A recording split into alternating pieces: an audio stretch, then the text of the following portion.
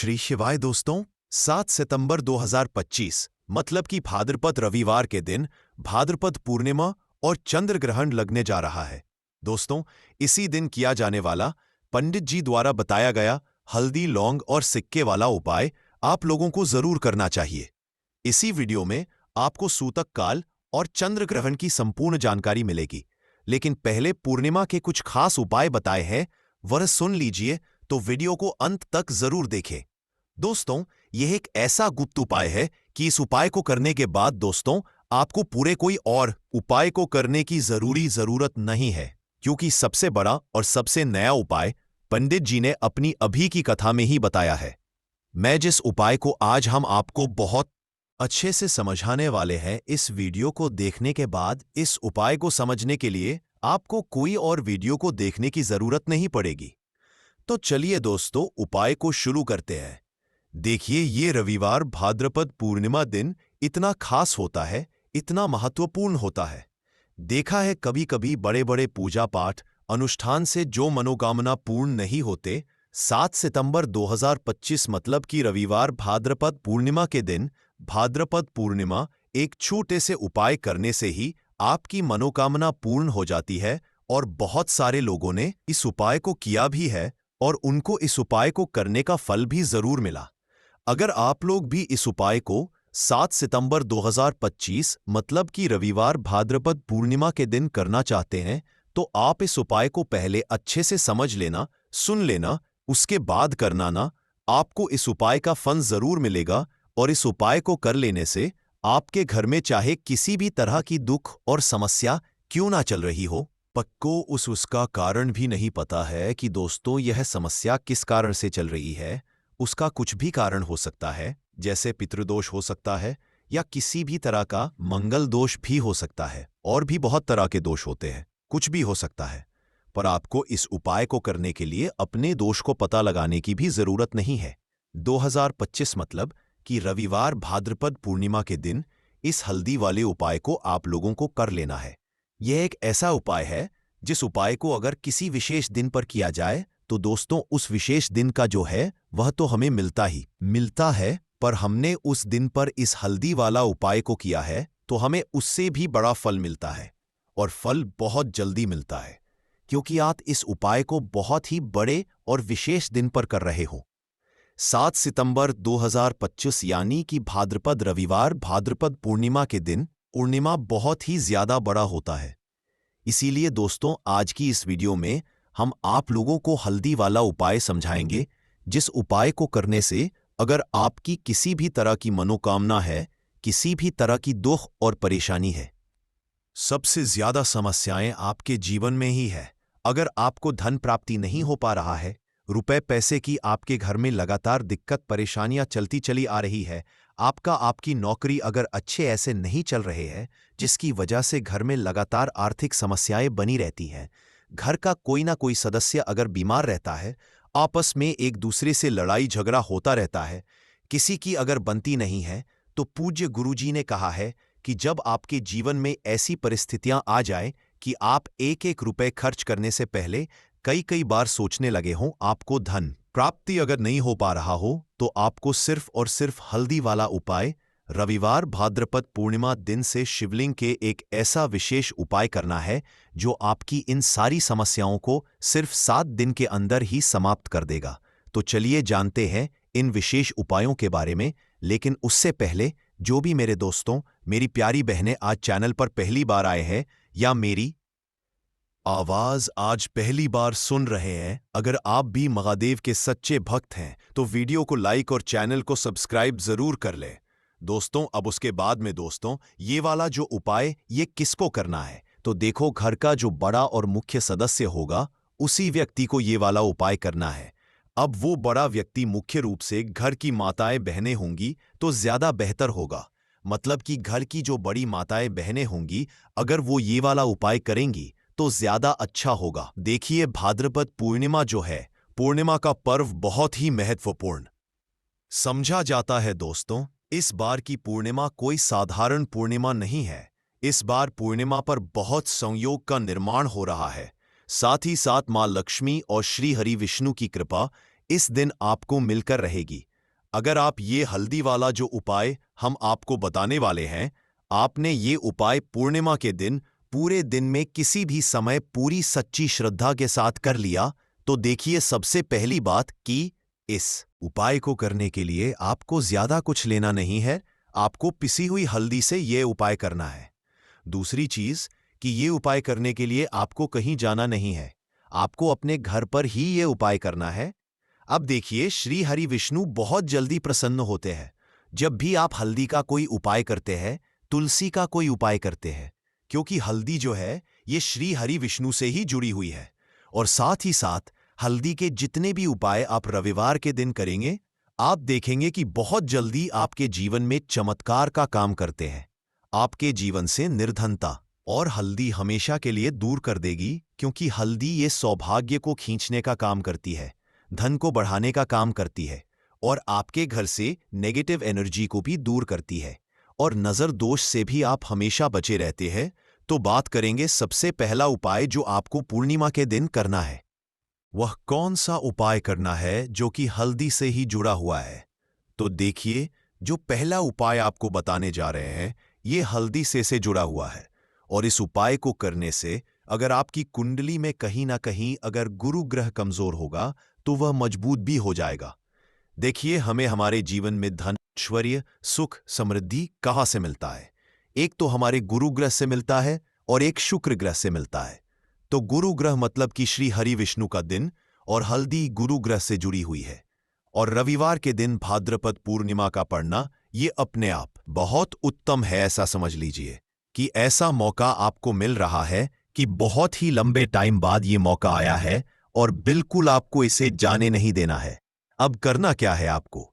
देखिए, आपको पीसी हुई चुटकी भर हल्दी लेनी है और हल्दी डालकर आप जिस जल से स्नान करते हैं, हल्दी डालकर आपको सबसे पहले तो इस दिन स्नान करना है, मतलब कि रविवार का दिन, श्री हरि विष्णु का दिन हल्दी, जो कि श्री हरि विष्णु से और रविवार के दिन पूर्णिमा का पढ़ना ये तो और भी उत्तम है। और चुटकी भर हल्दी डालकर अगर आपने इस दिन स्नान कर लिया तो आपके आसपास कभी भी नेगेटिव एनर्जी नहीं ठहरेगी, आपको कभी नजर नहीं लगेगी, आपके पैसे को कभी नजर नहीं लगेगी, आपका भाग्य चमक जाएगा, आपकी किस्मत बदल जाएगी। जो आपके भाग्य में भी नहीं लिखा है ना, वह भी आपको मिल जाएगा अगर आपने इस दिन हल्दी के उपायों को पूरी सच्ची श्रद्धा के साथ कर लिया।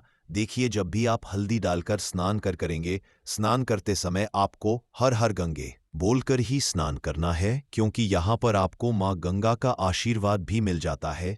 तो यह एक उपाय है जो आपको सबसे पहले करना है पूर्णिमा के दिन। इससे होगा क्या? इससे होगा ये कि आपका धन तो बढ़ेगा ही, आपका भाग्य तो चमकेगा ही, आपको यहाँ पर श्री हरि विष्णु का आशीर्वाद मिल जाएगा।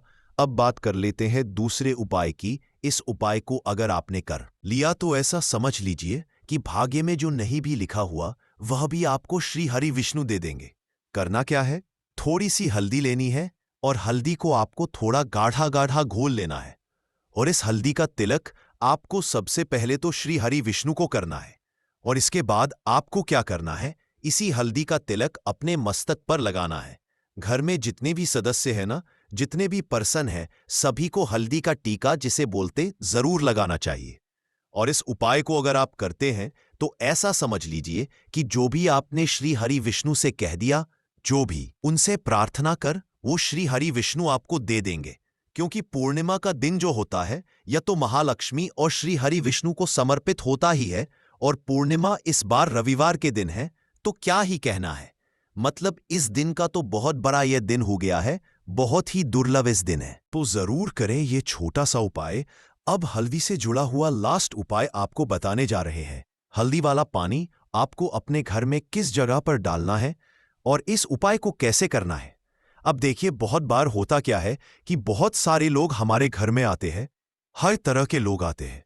अब उनमें से बहुत सारे लोग तो होते हैं जो चाहते हैं कि हम हमारे जीवन में बहुत आगे जाएं, बहुत पैसा कमाए, बहुत रुपया कमाए, कभी भी किसी से 8 रुपए उधार लेने की जरूरत ना पड़े। और कुछ लोग ऐसे भी हमारे घर में आते हैं जो हमारे बारे में बिल्कुल अच्छा नहीं सोचते, जो नहीं सोचते कि हम हमारे जीवन में आगे जाएं, जो नहीं चाहेंगे कि आप अपने जीवन में सफलता को प्राप्त करें, पैसा आपको मिले। तो कहीं ना कहीं अगर उनकी सोच में ये चीज होती तो ये होता है नजर का प्रभाव।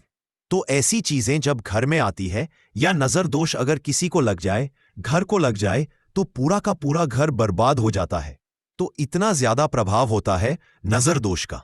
अब हल्दी क्या है? ये आपके घर से नेगेटिव एनर्जी को भी दूर करती है, वास्तु दोष को भी दूर करती है और नजर दोष से भी आपको बचाती है।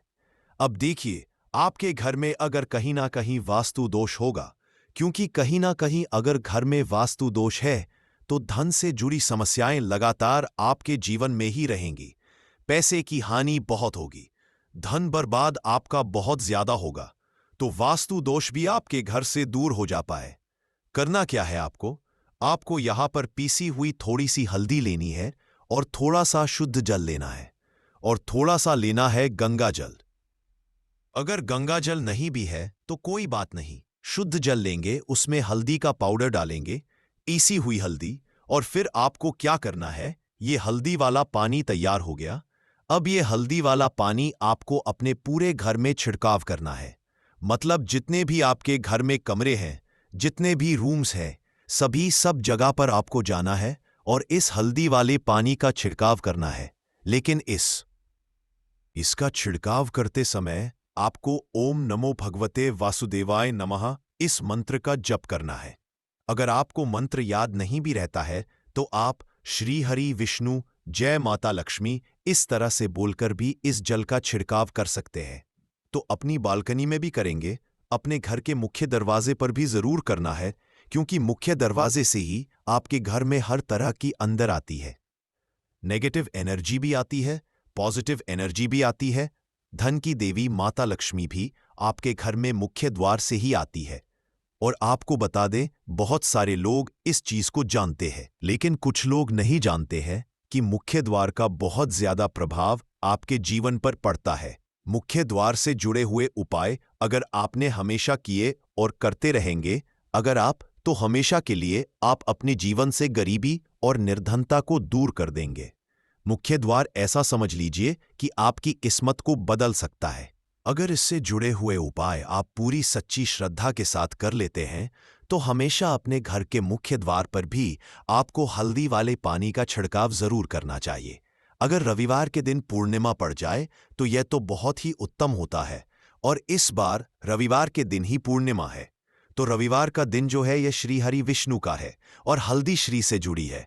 तो इस दिन आप गंगा जल का छिड़काव करें अपने घर के मुख्य द्वार पर अगर है, और हल्दी वाले पानी का छिड़काव भी आपको जरूर करना चाहिए।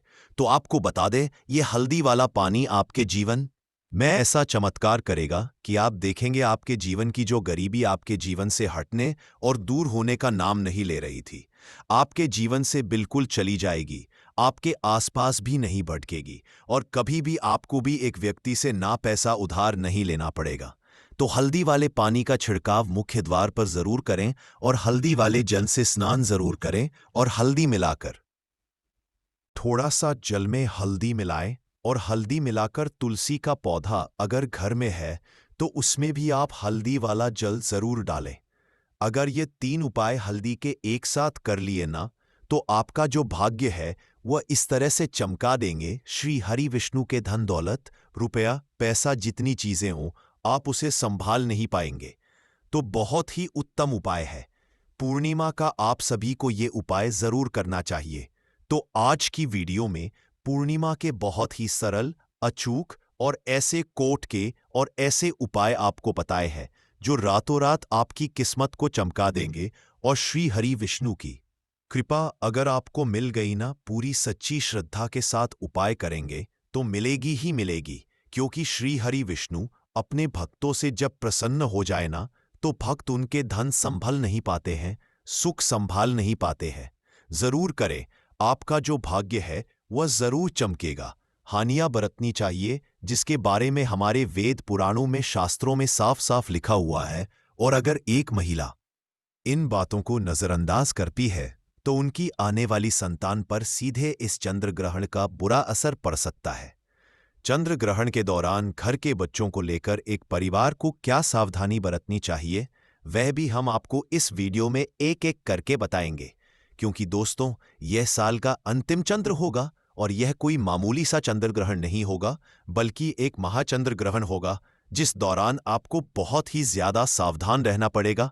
और इस दौरान अगर आप कुछ ऐसे उपाय कर लेते हैं जिसके बारे में हमारे वेद पुराणों में बताया गया है, तो दोस्तों सिर्फ इतना ही करने भर से आपको अपने जीवन की कई तरह की परेशानियों से मुक्ति मिल सकती है।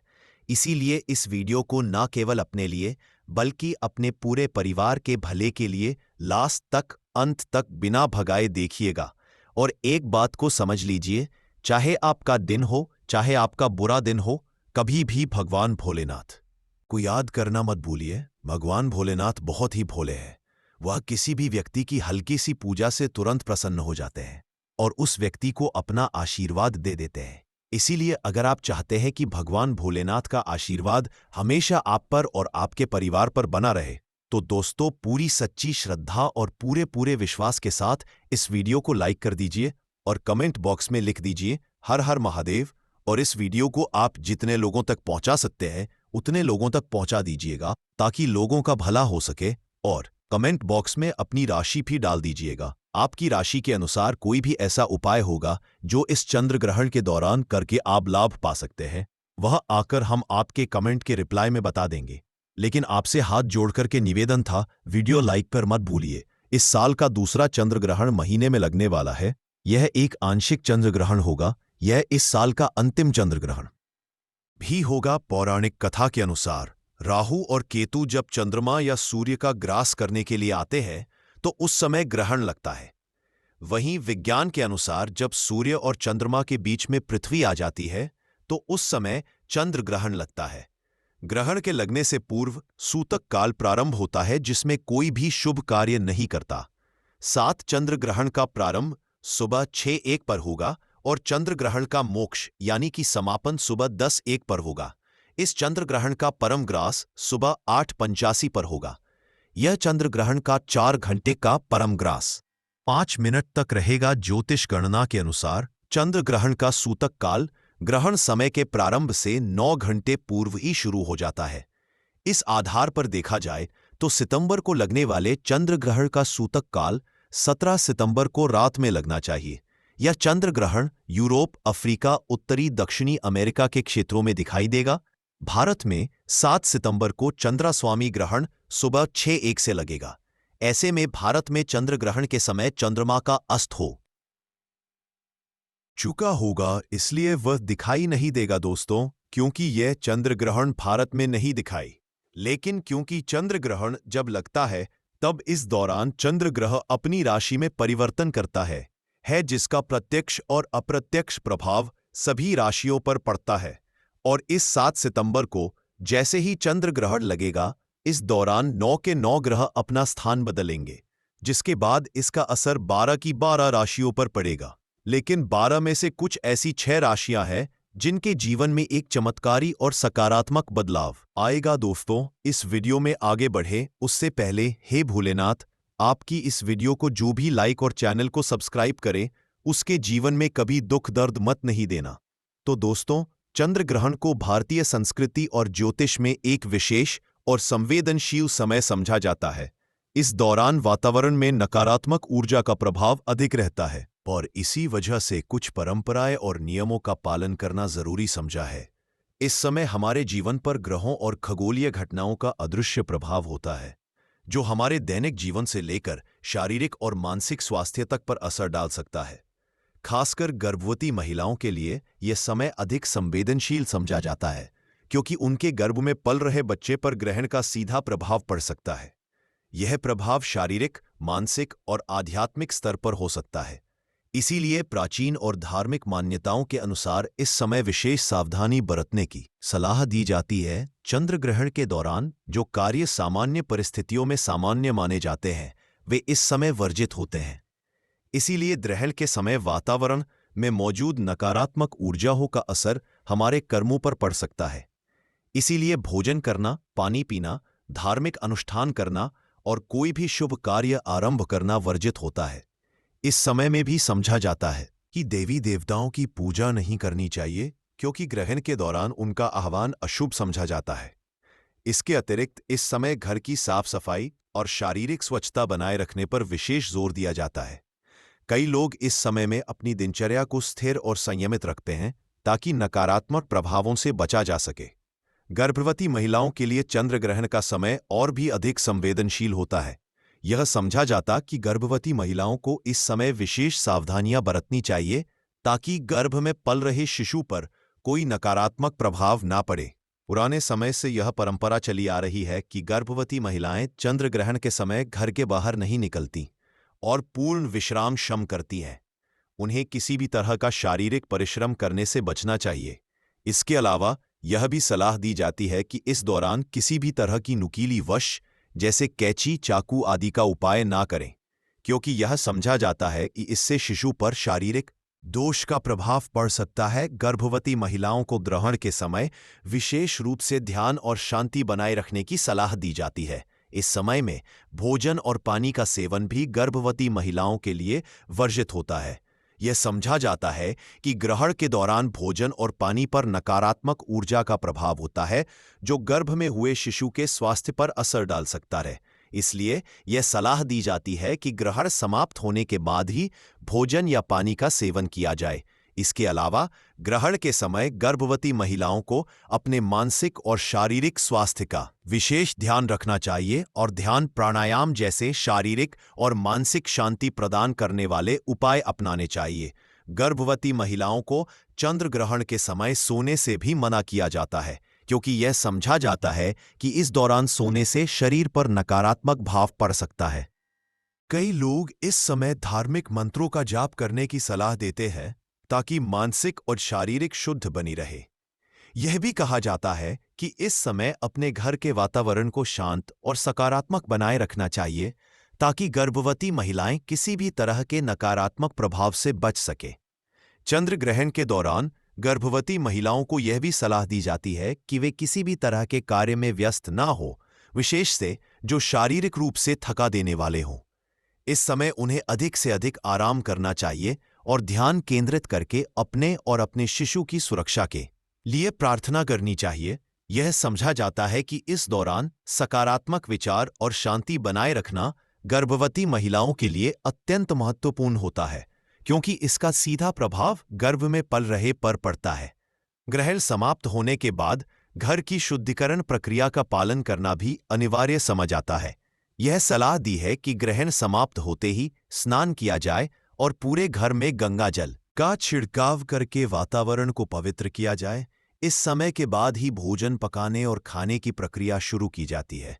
शास्त्रों के अनुसार यह सुनिश्चित किया जाता है कि ग्रहण के बाद शारीरिक और मानसिक शुद्धि हो ताकि किसी भी तरह के नकारात्मक प्रभाव से बचा जा सके। इस तरह चंद्र ग्रहण के दौरान गर्भवती महिलाओं को सावधानियां बरतनी चाहिए और खुद को शारीरिक और मानसिक रूप से सुरक्षित रखने के लिए इन परंपराओं का पालन करना चाहिए। सूतक काल का महत्व हिंदू धर्म में अत्यधिक समझा जाता है, विशेष रूप से जब बात चंद्र ग्रहण की हो। सूतक काल को एक अशुभ समय समझा जाता है, जो ग्रहण शुरू होने से लगभग 9 घंटे पहले प्रारंभ होता है और ग्रहण समाप्ति के साथ खत्म होता है। यह समय ज्योतिषी और धार्मिक दृष्टि से बेहद महत्वपूर्ण होता है, क्योंकि इसे नकारात्मक ऊर्जा का समय समझा जाता है।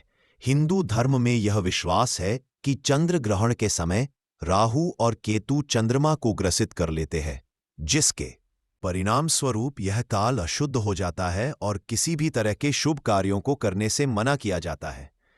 इस समय में विशेष नियमों का पालन करने की आवश्यकता होती है ताकि व्यक्ति नकारात्मक ऊर्जा के प्रभाव से बच सके।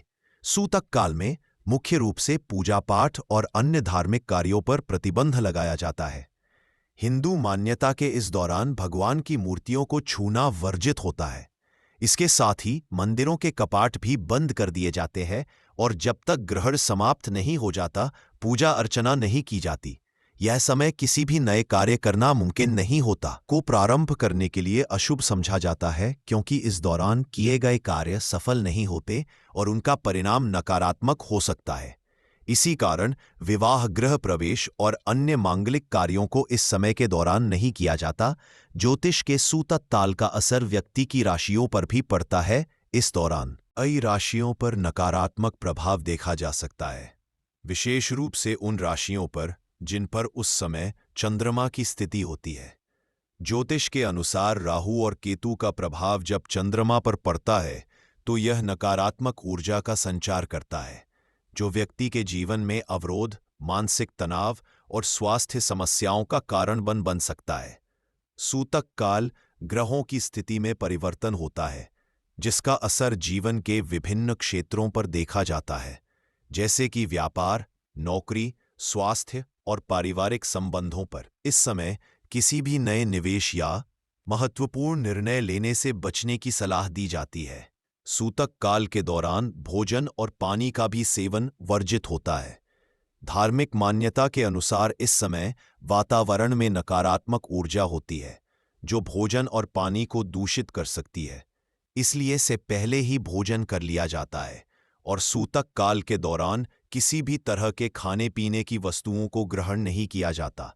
यह भी समझा जाता है कि इस दौरान भोजन करना स्वास्थ्य के लिए हानिकारक हो सकता है। इस समय के दौरान खाने पीने की वस्तुओं को बचाने के लिए उनमें तुलसी के पत्ते डालने की परंपरा है, ताकि वह दूषित ना हो। गर्भवती महिलाओं के लिए सूतक काल का विशेष महत्व होता है। धार्मिक मान्यता के अनुसार चंद्र ग्रहण का प्रभाव गर्भवती महिलाओं और उनके भ्रूण पर पड़ सकता है। इसलिए इस समय के दौरान गर्भवती महिलाओं को घर के बाहर नहीं जाने की सलाह दी जाती है और उन्हें इसी भी तरह की शारीरिक गतिविधियों से बचना चाहिए। यह भी कहा जाता है कि इस दौरान चाकू, कैंची या कोई धारदार वस्तु का उपाय नहीं करना चाहिए, क्योंकि इससे भ्रूण पर नकारात्मक प्रभाव पड़ सकता है। काल के दौरान गर्भवती महिलाओं को शांत और ध्यान केंद्रित रहने की सलाह दी जाती है, ताकि वह नकारात्मक ऊर्जा से बच सके। ग्रहण समाप्त होने के बाद सूतक काल का अंत होता है और इसके बाद शुद्धिकरण के कार्य किए जाते हैं। शुद्धिकरण की प्रक्रिया में स्नान करना, घर और मंदिरों की सफाई करना और भगवान की मूर्तियों को शुद्ध जल से धोना शामिल है। यह समझा जाता है कि ग्रहण के दौरान फैली नकारात्मक ऊर्जा को शुद्धिकरण के माध्यम से समाप्त किया जा सकता है। ग्रहण के बाद गए शुद्धिकरण से व्यक्ति मानसिक और शारीरिक रूप से शुद्ध हो जाता है और नकारात्मक प्रभाव से मुक्त हो जाता है। इसके अलावा ग्रहण के बाद दान करने का भी विशेष महत्व होता है। ऐसा समझा जाता है कि ग्रहण के बाद दान करने से व्यक्ति के पापों का नाश होता है और उसे पुण्य की प्राप्ति होती है। अन्न, वस्त्र और धन का दान इस समय शुभ समझा जाता है। सूतक काल के दौरान मंत्र उच्चार और जप करना महत्वपूर्ण समझा जाता है। धार्मिक ग्रंथों में इस समय जप, ध्यान और साधना को विशेष लाभकारी बताया गया है। ऐसा समझा जाता है कि सूतक काल के दौरान किए गए मंत्र उच्चार और ध्यान से व्यक्ति के सभी कष्ट और संकट समाप्त हो सकते हैं। इस समय भगवान शिव, विष्णु और अन्य देवी देवताओं की पूजा का विशेष महत्व होता है। ग्रहण के समय भगवान के नाम का स्मरण करने से नकारात्मक ऊर्जा का प्रभाव कम होता है और व्यक्ति को शांति की प्राप्ति होती है। ग्रहण के समय सूतक काल के नियमों का पालन करना हर हिंदू के लिए अनिवार्य समझा जाता है। धार्मिक और ज्योतिषी दृष्टिकोण से इस समय को अशुद्ध समझा गया है और इससे बचने के लिए विशेष सतर्कता बरती जाती है। चंद्र ग्रहण के दौरान हिंदू धर्म और परंपराओं के अनुसार भोजन करने से बचना चाहिए, ऐसा समझा जाता है। ग्रहण के समय वातावरण में नकारात्मक ऊर्जा अधिक होती है और इस दौरान किया गया भोजन अशुद्ध हो सकता है। इसलिए चंद्र ग्रहण के समय भोजन करना वर्जित होता है। हालांकि अगर ग्रहण लंबे समय तक चलता है और किसी व्यक्ति को शारीरिक जरूरत महसूस होती है, तो कुछ लोग ग्रहण के समय के पहले बने हुए फल, सूखे मेवे या ताजे फल खाने की सलाह देते हैं। गर्भवती महिलाएं, बीमार लोग और बुजुर्ग जिन्हें भोजन की आवश्यकता हो, वे हल्का और सात्विक भोजन ग्रहण कर सकते हैं। लेकिन ग्रहण के तुरंत बाद स्नान करके ताजे भोजन का करना शुभ समझा जाता है। इसके अलावा ग्रहण के दौरान खाने पीने की वस्तुओं में तुलसी के पत्ते डालने की भी परंपरा है, जिससे भोजन की शुद्धता बनी रहे।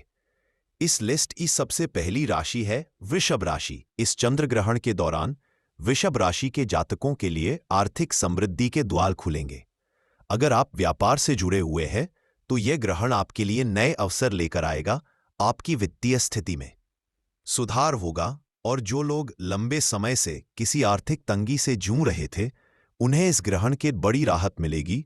विशेषकर संपत्ति संबंधी मामलों में यह समय आपके लिए बेहद लाभकारी साबित होगा। अगर आप किसी नई संपत्ति में निवेश करने की सोच रहे हैं तो यह समय आपके लिए शुभ रहेगा। न केवल आपको धन प्राप्ति के नए स्रोत मिलेंगे बल्कि आपके पुराने अटके हुए कार्य भी पूरे हो जाएंगे। पारिवारिक जीवन में भी सुख शांति का माहौल रहेगा और आपके संबंधों में भी सुधार होगा। ग्रह के इस प्रभाव से आप नए जोश और ऊर्जा के साथ अपने कार्यों को पूरा करने में सफल होंगे। इस लिस्ट में अगली राशि है कन्या राशि। कन्या राशि वालों के लिए यह चंद्र ग्रहण करियर और पेशेवर जीवन में नई ऊंचाइयां लेकर आएगा। अगर आप लंबे समय से किसी प्रमोशन या नई नौकरी का इंतजार कर रहे थे तो अब वह समय आ गया है। इस चंद्र ग्रहण के बाद आपको कार्यक्षेत्र में नई जिम्मेदारियां मिल सकती है और आपकी मेहनत पूरा फल मिलेगा। जो लोग व्यापार कर रहे हैं उनके लिए भी यह समय विशेष रूप से लाभकारी साबित होगा। नए प्रोजेक्ट और समझौतों के अवसर मिलेंगे जिससे आपका व्यापार बढ़ेगा। यह समय न केवल आर्थिक रूप से बल्कि मानसिक शांति और संतुलन भी लेकर आएगा। जो लोग कोर्ट कचहरी के मामलों में उलझे हुए हैं उनके लिए भी यह समय सफलता लेकर आ सकता है। कुल मिलाकर यह चंद्र ग्रहण आपके पेशेवर और व्यक्तिगत जीवन को एक नई दिशा देने वाला है। इस लिस्ट अगली राशि है मकर राशि। मकर राशि के जातकों के लिए भी यह चंद्र ग्रहण बेहद शुभ साबित होगा। मकर राशि वालों के लिए यह समय विशेष रूप से निवेश और वित्त के मामलों में लाभकारी रहेगा। अगर आप किसी प्रोजेक्ट या निवेश योजना में पहले से शामिल है तो आपको अब उससे बड़ा लाभ मिल सकता है। साथ ही जो लोग नई संपत्ति खरीदने की सोच रहे हैं उनके लिए भी यह समय बेहद लाभकारी रहेगा।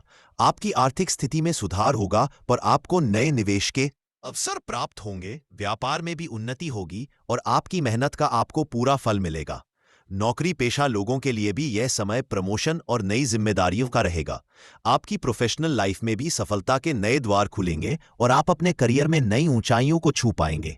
इस लिस्ट में अगली राशि है मिथुन राशि और व्यापार में नए अवसरों का संकेत है। कार्यक्षेत्र में को नए अवसर प्राप्त होंगे और आपकी मेहनत रंग लाएगी। व्यापार में नई पार्टनरशिप और प्रोजेक्ट्स के अवसर प्राप्त होंगे जिससे आपका व्यापार तेजी से बढ़ेगा। अगर आपकी कानूनी विवाद में फंसे हुए हैं तो इस चंद्र ग्रहण के बाद आपको उसमें विजय प्राप्त हो सकती है। आपके सामाजिक जीवन में भी सुधार होगा और आपको समाज में मान सम्मान प्राप्त होगा। यह समय न केवल आपके आर्थिक जीवन में भी बल्कि व्यक्तिगत जीवन में भी सकारात्मक बदलाव लेकर आएगा। आपकी मेहनत का पूरा फल मिलेगा और आप अपने सपनों को पूरा करने में सक्षम होंगे। इस लिस्ट में अगली राशि है सिंह राशि। सिंह राशि वालों के लिए यह समय बेहद फलदायी रहेगा। चंद्र ग्रहण के बाद आपकी आर्थिक स्थिति में बड़ा सुधार आएगा और आपको नए धन के स्रोत मिल सकते हैं। अगर आप व्यापार में हैं तो आपके व्यापार में विस्तार की संभावना है और आपको बड़ी सफलता मिलेगी। पारिवारिक जीवन में भी सुख शांति का माहौल रहेगा और आपके संबंधों में मिठास बढ़ेगी। आपके करियर में भी अवसर आएंगे। यह समय आपके लिए न केवल आर्थिक रूप से बल्कि मानसिक शांति और संतुलन भी लेकर आएगा। इस लिस्ट में अगली और अंतिम राशि है धनु राशि। धनु राशि वालों के लिए यह चंद्र ग्रहण विशेष रूप से विदेश यात्रा और उच्च शिक्षा के मामलों में शुभ रहेगा। अगर आप विदेश में पढ़ाई या काम करने का सपना देख रहे हैं तो यह समय आपके लिए सबसे अच्छा साबित हो सकता है। आपकी स्थिति में भी सुधार होगा और आपको किसी महत्वपूर्ण प्रोजेक्ट में सफलता प्राप्त होगी। समाज में आपकी प्रतिष्ठा बढ़ेगी और लोग आपके काम की सराहना करेंगे। यह आपके जीवन में एक नई दिशा लेकर आएगा और आपको नई ऊंचाइयों पर पहुंचाएगा। इस तरह 7 सितंबर को लगने वाला यह चंद्र ग्रहण इन 6 राशियों के लिए विशेष रूप से शुभ और लाभकारी रहेगा। जिन राशियों का नाम हमने बताया उनके लिए यह समय अद्भुत संभावनाओं और अवसरों से भरा होगा। वाला चंद्र कोई मामूली सा चंद्र ग्रहण नहीं होगा बल्कि इसको महाचंद्र ग्रहण बताया जा रहा है, जिसका इंतजार न केवल पूरी दुनिया के ज्योतिष बल्कि वैज्ञानिक भी बड़ी बेसब्री से कर रहे हैं। आपकी जानकारी के लिए बता दें, जब भी चंद्र ग्रहण लगता है इसका प्रत्यक्ष और अप्रत्यक्ष असर 12 की 12 राशियों पर पड़ता है। चंद्र ग्रहण एक अशुभ घटना मानी जाती है। इसको खगोलीय घटना भी बोला जाता है। इस दौरान जितनी भी देवी शक्तियां हैं इनका असर लगभग ना के बराबर हो जाता है और नकारात्मक शक्तियों का असर बहुत तेजी से बढ़ जाता है। इसीलिए आपने देखा भी होगा कि पूरी दुनिया के जितने भी तांत्रिक होते हैं वह पूरे साल चंद्र ग्रहण का इंतजार करते हैं, क्योंकि इस दिन कोई भी अगर आप उपाय करेंगे उसका आपको पलट करके लाभ मिलेगा ही मिलेगा।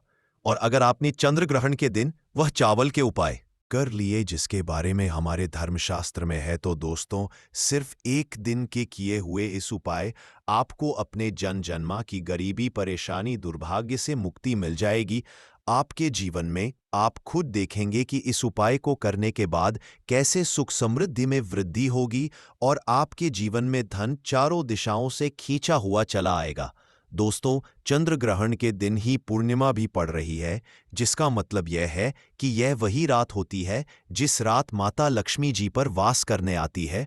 और इस रात अगर आप माता लक्ष्मी जी के लिए वह उपाय कर लेते हैं जो आपको हम वीडियो में तुरंत बताने आ रहे हैं, तो दोस्तों आपको माता लक्ष्मी जी का वह वरदान और वह आशीर्वाद मिल सकता है।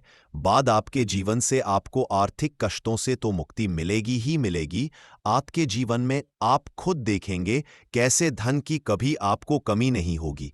शायद यह बात आपको ना पता हो, माता लक्ष्मी जी की जब भी पूजा पाठ की जाती तो उसमें चावल का अवश्य ही इस्तेमाल किया जाता है। इसको बहुत ही ज्यादा शुभ माना जाता है और लाभकारी माना जाता है। दोस्तों, चावल का प्रयोग केवल भोजन के रूप में ही नहीं किया जाता है, बल्कि हिंदू धर्म में कई पूजा पाठ पर विशेष अनुष्ठानों में इसका प्रयोग किया जाता है। हिंदू धर्म में चावल को अक्षत भी बोला जाता है। अक्षत का मतलब क्या होता है? अखंडित मी का मतलब यह है कि अगर आप अखंडित चावल के दानों का उपाय करेंगे तो आपके जीवन में चल रही परेशानियों से आपको मुक्ति मिल सकती है। दोस्तों, आपको बता दें, धर्म में कई देवी देवताओं की पूजा में चावल का इस्तेमाल किया जाता है। चावल का इस्तेमाल करके न केवल आप अपने भाग्य को चमका सकते हैं, बल्कि अपने बंद किस्मत के ताले को खोल सकते हैं। दोस्तों, एक बात का ध्यान रखिएगा, चावल बड़ी ही साधारण सी चीज है और यह घर में बड़ी पति आसान। पत्नी रहते हैं जो कि ना तो समय देखते हैं और ना ही कौन से स्थान पर हम संबंध बना रहे हैं, कुछ भी नहीं देखते हैं। और जो इस तरह की हरकत है उसका घर परिवार बर्बाद हो जाता है। और वीडियो को छोड़ने से पहले घर में जो अपने मंदिर बनाकर रखा है ना, उसमें से ये चीज बिल्कुल हटा देना। इसलिए ध्यानपूर्वक देखना हम क्या बताने जा रहे हैं आपको। आज अगर आपके घर में मंदिर है और आप भगवान की पूजा करते हैं, तो आज ये वीडियो अपने मंदिर के लिए, अपने भगवान के लिए जरूर देख लेना।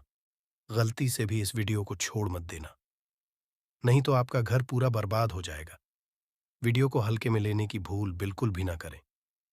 घर में ऐसी गरीबी आएगी कि आपको खाने के दाने नसीब नहीं होंगे। आज नहीं तो कल, कल नहीं तो परसों, एक ना एक दिन ये वीडियो आपको जरूर ही देखनी पड़ेगी। तो हो सके तो बर्बाद होने से पहले ही इस वीडियो को देख लेना। घर परिवार बर्बाद होने से पहले ही बच जाएगा। आज भी भारत में ऐसे ऐसे कई लोग रह रहे हैं जिन्होंने अभी तक घर के मंदिर में से ये 3 चीजें हटाई नहीं हैं। और कुछ ऐसे भी लोग जो घर का मंदिर को अपने बेडरूम में ही बना रखा है। ऐसे में कई पति पत्नी ऐसे हैं कि बेडरूम में ही अपने घर का मंदिर, रूम में ही एक साथ पति पत्नी सोते हैं। कहने का मतलब ये है कि जिस कमरे में पति पत्नी एक साथ रहते हैं, एक साथ सोते हैं, एक साथ खाते हैं और दोस्तों एक साथ रात में संबंध बनाते हैं, और जरा सोच कर देखिए, आपके बेडरूम में भगवान जी का मंदिर है और आप भगवान जी के मंदिर के सामने ही सबक बनाना शुरू कर देते हो। और भगवान जी के मंदिर के सामने इस तरह की हरकत करना बहुत गलत है। हम हाथ जोड़कर आपसे बोल रहे हैं कि कभी भी अपने बेडरूम में हो सके तो मंदिर नहीं बनाए। ऐसे नहीं बोल रहे हैं कि पति पत्नी को संबंध नहीं बनना चाहिए, बल्कि हम आपसे यह बोल रहे हैं कि पति पत्नी को संबंध बनाना चाहिए, परंतु घर के मंदिर अलग होना चाहिए। भारत में शायद ही कोई ऐसा घर होगा जिसमें पूजा घर नहीं होगा। और पूजा घर वह स्थान होता है जहां से घर में सकारात्मक ऊर्जा का संचार होता है। इसलिए आपका पूजा घर वास्तु के हिसाब से ऐसा होना चाहिए जो आपके घर में सकारात्मक ऊर्जा का संचार बेहतर तरीके से कर पाए। अक्सर आप लोगों ने देखा होगा, हम पूजा घर में की मूर्तियां रखते हैं, परंतु पूजा घर में कुछ ऐसी भी चीजें रख देते हैं जिसकी वजह से घर तरक्की करने की बजाय नीचे डूब जाता है। अक्सर लोगों को गलतफहमी हो जाती है। कुछ लोग होते हैं ऐसे जो वास्तुशास्त्र को हल्के में लेते हैं और घर में रखी चीजों को जहां पर रखना चाहिए वहां पर नहीं रख पाते हैं। दोस्तों, आजकल के इस जमाने में जो भी महिलाएं शादी ब्याह रचाकर हमारे घर में नई बहू बनकर आ रही हैं। उन्हें ना तो वास्तुशास्त्र का ज्ञान है और ना ही मंदिर में क्या रखना चाहिए, क्या नहीं रखना चाहिए। मंदिर के सामने एक ऐसी हरकतें बिल्कुल भी नहीं करनी है। इन सभी का आज के इस जमाने में नई महिलाएं जो हमारे घर आ रही हैं, उन्हें इन बातों का बिल्कुल भी ज्ञान नहीं है। इसलिए आजकल की महिलाएं मंदिर के सामने कोई भी और कैसी भी हरकत कर देती हैं। जिस तरह से भगवान की पूजा करने का समय होता है, इस तरह से दोस्तों, पति और पत्नी का एक दूसरे के साथ संभोग करने का सही समय होता है। परंतु आधुनिक समय कई महिलाएं और कई पुरुष संभोग करने का समय भी नहीं देखते हैं। जैसे कोई महिला किचन में खाना बना रही होती है तो पुरुष संभोग के लिए रसोई में ही चला जाता है, जबकि ऐसा करना उचित नहीं है और महिलाएं भी अपने पति को मना नहीं करती हैं। आधुनिक समय में पति पत्नी का किचन का बेडरूम बन जाता है, ये पता ही नहीं लगता, और जब घर बर्बाद होने लगते हैं तब जाकर अक्ल ठिकाने आती है। अगर आपके घर में ऐसी महिला है तो आपको मार देगी, आपको घुट-घुट कर मरना पड़ेगा। ऐसी महिला आपके साथ है तो आजकल आधुनिक समय में ऐसा समय आ चुका है कि घर की महिलाएं जिस तरीके से अपने कपड़े बदलती हैं, ठीक उसी तरीके से अलग-अलग मॉडल परंपरा में समय बिताने लगी हैं। आपको बताने का तो मन नहीं कर रहा। पर दोस्तों, सच तो यही है कि आजकल महिलाएं बहुत बदल चुकी हैं। और वीडियो शुरू करने से पहले आपसे निवेदन है कि कमेंट बॉक्स में जय हनुमान, जय सीताराम जरूर लिखें। जय बजरंगबली जी। जो भी भक्त इस वीडियो को देख रहे हैं उसके घर में सुख समृद्धि, उसके घर में कोई भी परेशानी नहीं आई और पूरा परिवार सुख शांति से अपना जीवन यापन करे। अगर तुम में से कोई जय बजरंगबली जी को मानता है तो अगर सच में ही भक्त है तो आप इस वीडियो को लाइक कर नीचे कमेंट बॉक्स में एक बार जय जय बजरंगबली लिख देना। जो भी भक्त कमेंट बॉक्स में जय जय बजरंगबली लिखता है तो उसके मन में जो भी मनोकामना है वह पूरी कर देना। दोस्तों, पूजा घर में यह चीजों का रखना होता है, अशुभ धन का हो जाता है, नाश मां ऐसे घर का कर देती है। त्याग। इसी के साथ इस वीडियो में हम जानेंगे उन विशेष चीजों के बारे में जिनका पूजा घर में होना है बेहद आवश्यक है। अगर घर में सुख समृद्धि धन की कामना करते हैं तो ये 3 चीजें पूजा घर में होनी जरूरी है। स्वयं भगवान श्री कृष्णा ने बताया है, प्रत्येक मनुष्य अपने घर में एक छोटा सा पूजा घर अथवा मंदिर जरूर बनाता है, जिसके अंदर वह अपने सभी प्रिय देवी देवता तथा उनसे जुड़ी महत्वपूर्ण चीजें श्रद्धा भाव के साथ रखता है। वह अपने मंदिरों में देवी देवताओं की तस्वीरें, पूजा पाठ का सामान इत्यादि चीजों को भी रख देते हैं। परंतु हमारे शास्त्रों में मंदिर के अंदर कुछ चीजें रखना जितना फलदायक होता है, उतना ही कुछ चीजों का रखना अमंगल और अशुभ होता है। ये कुछ वस्तुएं ऐसी हैं जिनसे घर में नकारात्मकता बनी रहती है और लड़ाई झगड़े क्लेश और नुकसान ही नुकसान होता है। आज हम जानेंगे ऐसी ही अशुभ चीजों के बारे में जिन्हें कई लोग जाने अनजाने में घर के मंदिर में रख देते हैं। अगर आपके भी ऐसी चीजें रखी हुई हैं तो उन्हें तुरंत वहां से हटाकर किसी दूसरे स्थान पर रख दे, परंतु पूजा घर में भूल से भी न रखे। लोग ऐसा इसलिए करते हैं क्योंकि उन्हें लगता है कि ये चीजें धार्मिक है और इनकी भी पूजा की जानी चाहिए। दोस्तों, भगवान श्री कृष्णा कहते हैं कि कलयुग में मनुष्य कुछ अशुद्ध चीजों को धार्मिक मानकर उनकी पूजा करेगा, जिसे शास्त्रों में वर्जित समझा गया है। भगवान श्री कृष्णा ने इसकी भविष्यवाणी पहले ही की हुई थी कि कलयुग मनुष्य अधार्मिक और अशुभ चीजों की भी पूजा करेगा। दोस्तों, सबसे पहले बात दीपक और धूप दान की। दोस्तों, भारत की परंपरा